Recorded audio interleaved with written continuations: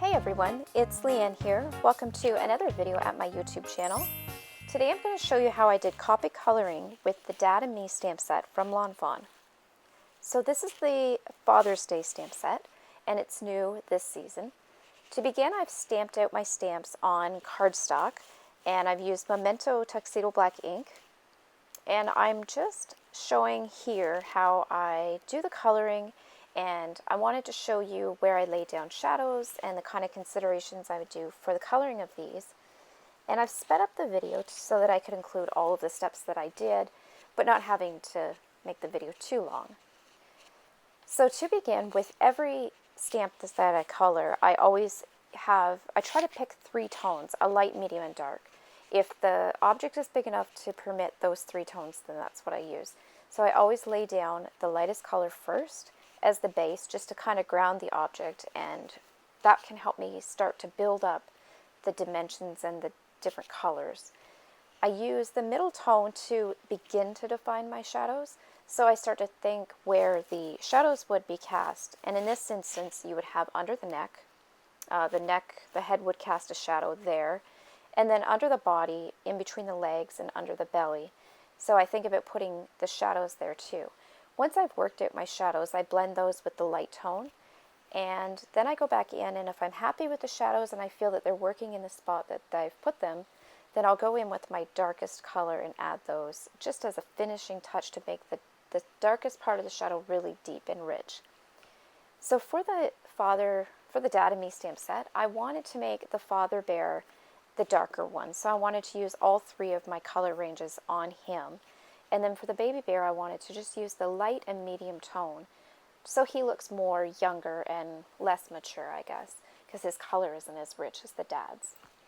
So I'm using the same color tones that I used on the bears for my moose here.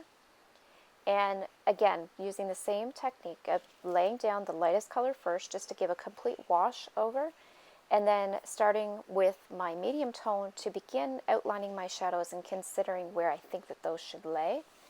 And then when I'm happy with everything there, I'll go in with my darkest color and just touch up the deepest part of those shadows, the ones that are closest to, in this case, the bottom of the neck, really close to the bottom of the chin, and the lowest base part of the belly.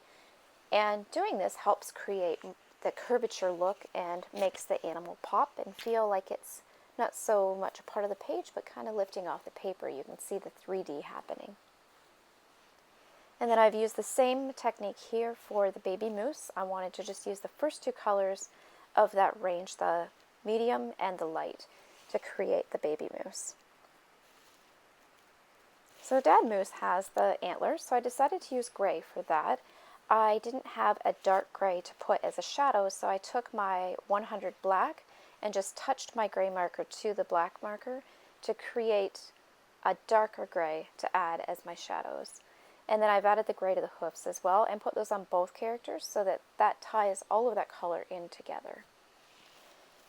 So for the accessories, I wanted to use gold. I was trying to think of something that would pop and not blend in with the earth tones that I'm going to be adding to my card when I do create it. So I thought the gold was nice. It would create a nice little spot color, but it wouldn't overwhelm the picture by being a large object. And then I decided to do 2 versions of the Fisher hat and the little fish. So the first one I did in a green set, and then the second one I did in a blue set here.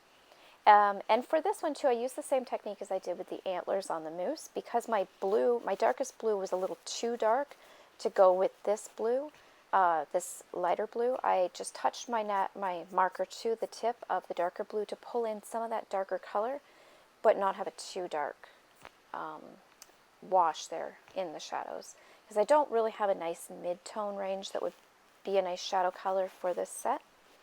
So I had to improvise a little bit there, but it worked out pretty good. And with coloring the stamps, I'm always fussing and coming back in and just seeing little spots where I want to touch it up a little bit. So here I'm just adding a little bit more. Moving on to this bear, I wasn't happy with the way my first set of bears turned out. I felt they looked more like peanut butter bears, and they were a little light, so I wanted to try doing a black bear or something that was more keeping in with a black bear that would be darker, but not too dark that you would lose the details in the face. So I decided to come in and really use more of my darker colors in my color range and really push those shadows so that I could get that black bear feel without coloring him black, of course, because you couldn't see anything at that point. So I did use my black Copic marker to help touch up my darkest brown to be a deeper shadow, just to give that extra dimension. And I really like the way he turned out. I felt that the darker colors that I used here, I was using the same markers just in a different way, and I felt that this really turned out better and gave more oomph to my bear. He felt a little more original. So I'm just going in and touching up those shadows again. I find that when I lay down my shadows, at first they look great, and then once the ink has time to settle into the paper, they'll lighten a bit. And so I usually go back in once I'm done my coloring and just make the shadows a little more deep. So I'm doing my baby bear to match, and I'm keeping the snout more of the lighter tones that I used for the base of the entire bears at the beginning of the video. And then I'm just putting in my darker colors again. And this one was a little bit more delicate. I needed him to look dark as well, so we had the black bear look, but not too dark because I still wanted to keep him looking more youthful with a lighter color. So I was very cautious of touching up the shadows and very carefully not making them too large, but still using enough of it to get the dimension that I needed. And there you are. That is the coloring of my stamp set. I thought these turned out really well. I will be making Father's Day cards using these colorings. I just wanted to create a separate video so that I could spend more time showing you the process that goes into coloring the stamps and how I go about doing it. So if you did like this video, please give it a thumbs up, hit the like button, and subscribe as well to be notified when I post my next video. And look for my Father's Day cards coming soon. Thanks so much for watching.